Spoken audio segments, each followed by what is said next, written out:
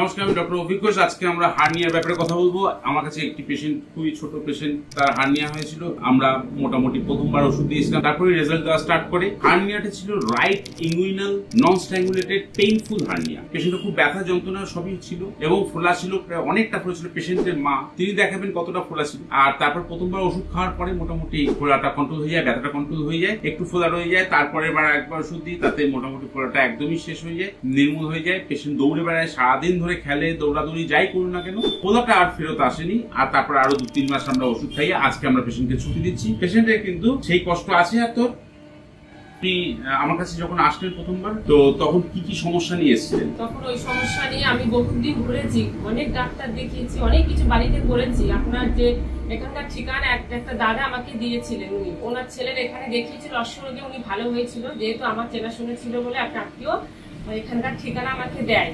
এখানে সঙ্গে সঙ্গে ছেলেকে নিয়ে এসেছি। খুব চিন্তায় রাতের খাওয়া ঘুম আমার চলে গিয়েছিল এই ছেলের জন্য।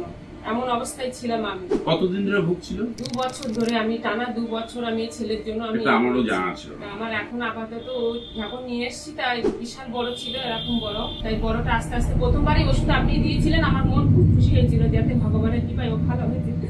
কষ্টে ছিলাম আমি। তারপরে মোটামুটি আমরা প্রথমবার ওষুধ দিলাম। হ্যাঁ, রেজাল্ট কি ছিল? প্রথমবারই ওষুধ খেয়ে আমি ভালোটা বুঝতে পেরেছি। ওখানে গেলে আমার ছেলে ভালো হয়ে যাবে। যাই হোক, ভালো তো হয়েই গেছে। ছেলে একটু বড় হয়ে গেছে, এখন আর দেখানোর কোনো দরকার নেই। তবে এটুকু স্যাটিসফাইড যে পেশেন্টের রাইট টেস্টিকলস এর সাইজ ছিল এতখানি, অনেক বড়, প্রায় এতখানি নিচ পর্যন্ত চলে এসেছে। সবাই বলতো অপারেশন করতে, আমি বলি হ্যাঁ, এটা অপারেটিভ কেস, এটা পুরোপুরি অপারেটিভ কেস। কিন্তু হোমিওপ্যাথিতে কিছু কিছু ওষুধ আছে খুব ভালো কাজ করে হার্নিয়ার উপরে, সেটাই দেখানো ছিল। আর সেটাই জানানোর জন্য আজকে আমরা একটি লাইভ কেস দেখাতে পারলাম। 2 বছর ধরে পেশেন্ট ভোগা সত্ত্বেও তারপরে ফাইনালি হোমিওপ্যাথিতে, আগেও হোমিওপ্যাথি দেখিয়েছি নিশ্চয়ই? হ্যাঁ, দেখিয়েছিলাম। বলতে 7 দিন থাকে।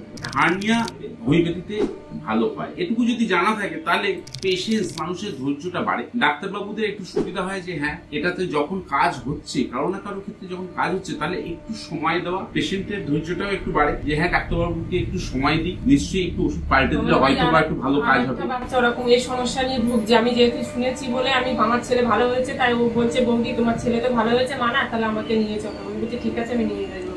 এইভাবে যদি আমরা হোমিওপ্যাথিতে হার্নিয়াকে সাপোর্ট করতে পারি, তাহলে বহু বাচ্চাদের হার্নিয়ার অপারেশনের হাত থেকে কিন্তু মুক্ত হতে পারে বা অপারেশন অ্যাভয়েড করা যেতে পারে। আমরা এখানে ওর যে সিমটোমেটিক ট্রিটমেন্ট হিসেবে সিমটমস যে কালেকশন করেছিলাম, তার থেকে যেটা যে মেইন মেডিসিন বেরিয়ে এসেছিল সেটা হচ্ছে নাক্সভ্যাম 1M। নাক্সভ্যাম আমরা ব্যবহার করেছি। এই ক্ষেত্রে পেশেন্টের প্রচুর সিমটমস, যেরকম কনস্টিপেশন ছিল, অ্যাঙ্গার ছিল, সমস্ত দেখে আমরা মেন্টাল সিমটমস কে কালেকশন করে আমরা নাক্সভ্যাম প্রেসক্রাইব করতে পেরেছিলাম।